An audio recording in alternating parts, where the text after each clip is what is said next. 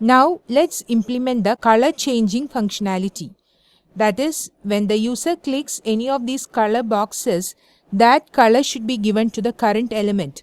So when the user selects a color while working on a node, that particular node's color should be changed. And if the color is clicked after creating a new node, that newly added node should get the selected color. So we should decide which node's color should be changed. So let's implement that here. Let me create a variable called current element. Okay. And let me set its value to be an empty string.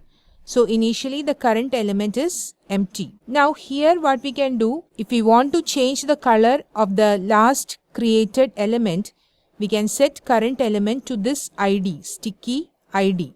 So here before incrementing the value, we can set current element to be sticky plus ID, which means sticky, the ID can be 1, 2, 3 like that. So before incrementing the value of ID, we are specifying current element is sticky ID, which means if the user clicks any of the color box after creating a new node, that current element will get the chosen color. So how we can implement that? When the user clicks on this box, so we can write here $.box.click. Let me write function, okay, and within this we need to write the code. Let us make a simple check like if current element is not equal to empty, the current element is empty means there is no current element of which color is to be changed. So we are checking current element is not equal to empty. In that case, what we should do, we should get the currently selected color and that color should be given to the current element. So how we can get the currently selected element?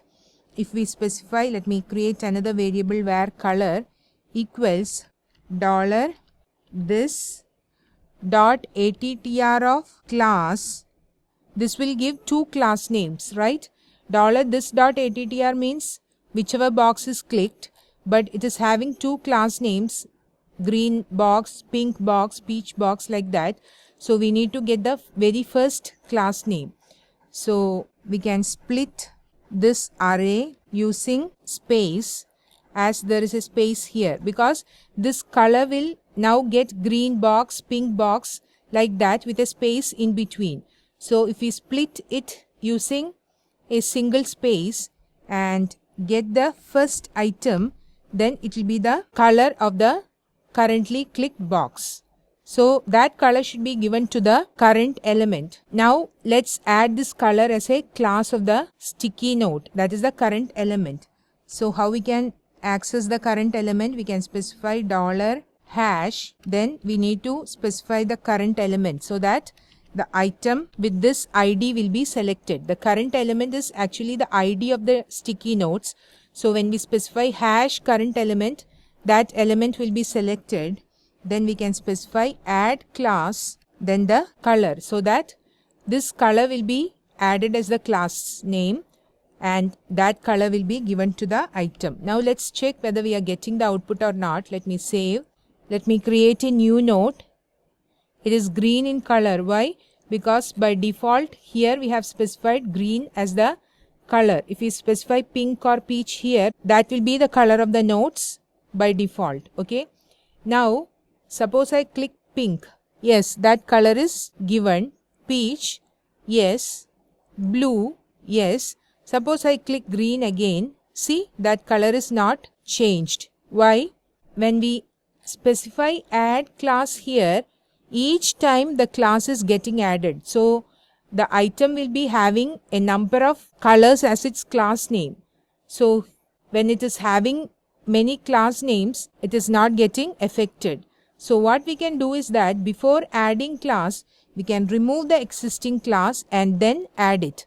So what we need to do, let's specify here. Let me select this and specify remove class, so that all its existing class names will be removed. And later here we have to specify sticky as well, because when we specify remove class, all the class names including sticky will be removed. So as we need the sticky class name for styling, we have to specify add class sticky, then the color. Now let's see, save. Let me refresh, new note, it is green. Peach, yes. Pink, yes. Green, yes. Blue, yes. Pink, peach, green. You can change the color as many times you want. But before this implementation, that is when we just specified add class and the color, it was not getting changed after 3 or 4 color changes because it was repeatedly getting the same color again and again. So what we have done here is that we have used the remove class method so that all the class names will be removed of the current element, and then we are adding the sticky class and also the currently selected color. So here we are able to change the color of the currently created item, right? Now suppose I click this element and I want to change the color of this one to blue. It is not getting done. Why? Because here we have specified the current element as the currently created node. That is why, suppose I refresh, let me create 3 nodes or 4 nodes, and if I change the colors, the last item's color is getting changed. Suppose I click this one and try to change the color, it is not getting changed. In fact, the color of the last item is getting changed. So what we need to do here, we need to update the current element to this one once this item is clicked. So let's do that. So we need to update this current element on the click of the sticky nodes as well. But we cannot implement it on click of sticky. Why? Because this is a dynamically created element. So if you remember, we have already discussed in one of the previous projects that event delegation needs to be done in case of dynamically added elements. Right? Instead of writing sticky.click, we need to delegate it to the parent, which is the container. So here let me write $container.on. Then what are the parameters we need to pass? First one is the event, which is click.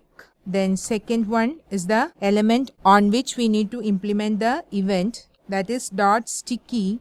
And then we need to write the function as the third one. So function, and here we need to write the code.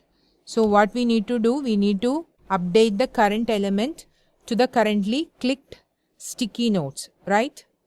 Hope you understand this. Instead of writing sticky.click directly, why we are writing like this? Because these elements with class name sticky are dynamically created. That is, when we specify sticky.click, it will be applied to only existing elements. So in this case, we need to delegate the event. So it is event delegation or event bubbling. So here we need to write #container, which is the parent, and it will take care of this event on its child element with class name sticky. Now how we can get the current element? We can specify current element equals, how we can get the value? We can specify $this.attr of ID. So let me refresh here. Let me click new note, new note, new note. One more. And let me click pink. See, its color is changed. Now let me click this element. Let me click blue. See, its color is getting changed. Orange, its color is getting changed. Let me click this and click blue. See, color is changed. Click this green, its color is changed. Let me click a new note and let me now click blue. The last one is changed. This one pink, its color is changed.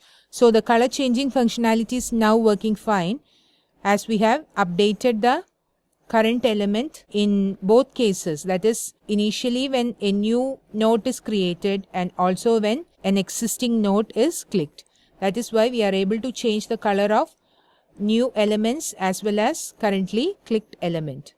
Okay.